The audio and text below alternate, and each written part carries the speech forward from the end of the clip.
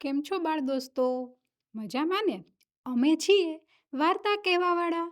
આજે તમારી પાસે એક નવી વાર્તા લઈને આવ્યા છીએ, જેનું નામ છે રંગબેરંગી દડો.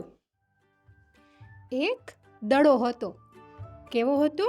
રંગબેરંગી હતો. એ તો ઉછળકૂદ કરતો, રમતો રમતો જતો હતો અને ગીત ગાતો હતો. કેવું ગીત ગાતો હતો ખબર છે તમને? હું તો રંગબેરંગી દડો, હું તો રંગબેરંગી દડો. આવું ગીત ગાતો ગાતો દડો તો ચાલ્યો જતો હતો. તો રસ્તામાં સામે એને હાથીભાઈ મળ્યા. હાથીભાઈને જોઈને દડો શું બોલ્યો ખબર તમને? દડો કહે, હાથીભાઈ હાથીભાઈ, તમે તો કાળા કાળા, હું તો કેવો રંગબેરંગી, હું તો કેવો રંગબેરંગી.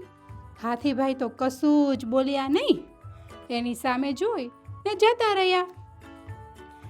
દડાભાઈ તો પાછા પોતાની મસ્તીમાં ચાલવા લાગ્યા. ઉછળકૂદ કરતા કરતા ચાલતા જતા હતા અને ગીત ગાતા જતા હતા. હું તો રંગબેરંગી દડો, હું તો રંગબેરંગી દડો. આવું ગાતા ગાતા પોતાની મસ્તીમાં જતા હતા. ત્યાં સામેથી સસલાભાઈ મળ્યા. સસલાભાઈ પણ ઉછળકૂદ કરતા કરતા આવતા હતા હો.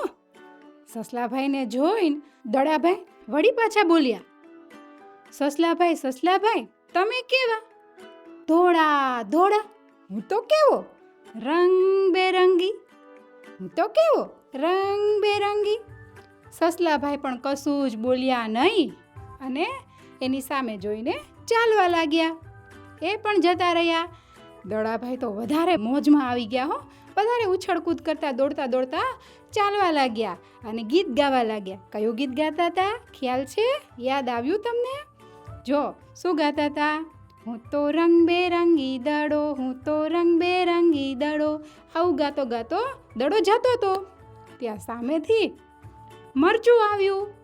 મરચાને જોઈને દડાભાઈ વળી પાછા બોલ્યા, મરચાભાઈ મરચાભાઈ, તમે તો કેવા લીલા લીલા, હું તો કેવો રંગબેરંગી, હું તો કેવો રંગબેરંગી. મરચાભાઈ પોતાની સામું જોયું, દડાભાઈ સામું જોયું હો.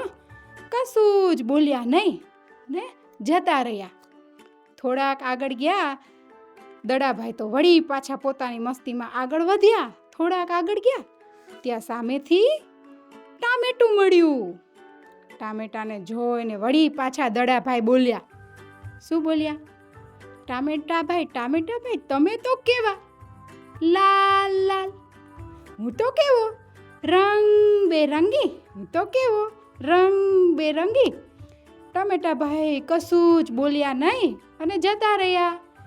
અને આ બાજુ દડાભાઈ તો વધારે મસ્તીમાં આવી ગયા અને ઉછળકૂદ કરતા કરતા આગળ જતા રહ્યા અને ગાવા લાગ્યા, હું તો રંગબેરંગી, હું તો રંગબેરંગી.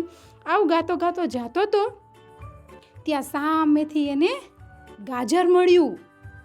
ગાજરને જોઈ દડાભાઈ વળી પાછા બોલ્યા કે ગાજરભાઈ, તમે તો કેવા કેસરી કેસરી, હું તો કેવો રંગબેરંગી, હું તો કેવો રંગબેરંગી. આમ ગાજરભાઈ પોતાની સામું જોયું, દડાભાઈ સામું જોયું, કશું જ બોલ્યા નહીં અને જતા રહ્યા. આ બધા તો એમના રસ્તે જતા રહ્યા.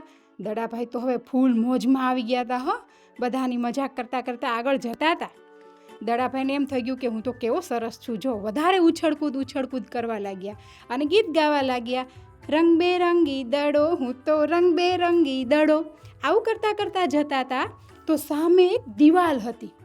એ દિવાલને જોઈને એમાં ઘણા બધા ચિત્રો દોડ્યા હતા. આ દિવાલે મારા જેવી લાગે છે નહીં? લાવને મને અડકી આવું. એને અડકવા માટે થઈ અને દડાભાઈ તો વધારે ઉછળકૂદ કરી અને એટલો જમ્પ લગાવ્યો, એટલો કૂદકો માર્યો કે સામેની દિવાલે ભટકાવાની જગ્યાએ વચ્ચે એક કાંટાની વાડ હતી. એમાં ફસક દઈને ફસાઈ ગયા અને ઠુસ અવાજ આવ્યો અને હવા નીકળી ગઈ. દડાની બધી જ હવા નીકળી ગઈ. દડાભાઈ તો રડવા લાગ્યા, મમ્મી પાસે જવું છે, મમ્મી પાસે જવું છે. પેલા બધા જ એમના મિત્રો હતા ને આગળ ગયા ને, એ બધા સાંભળી ગયા કે આ તો દડાભાઈ રડતા લાગે છે. બધા જ પાછા આવ્યા હો. દડાભાઈને કાંટો વાગી ગયો હતો ને એ જોયું.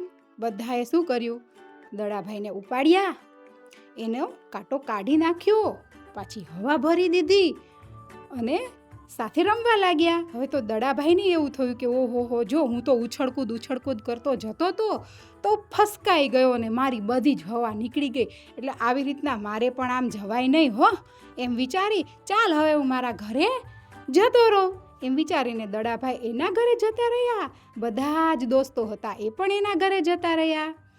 કેમ બાળ દોસ્તો, મજા આવી ને? આવી જ નવી વાર્તા સાથે ફરી મળીશું. આવજો.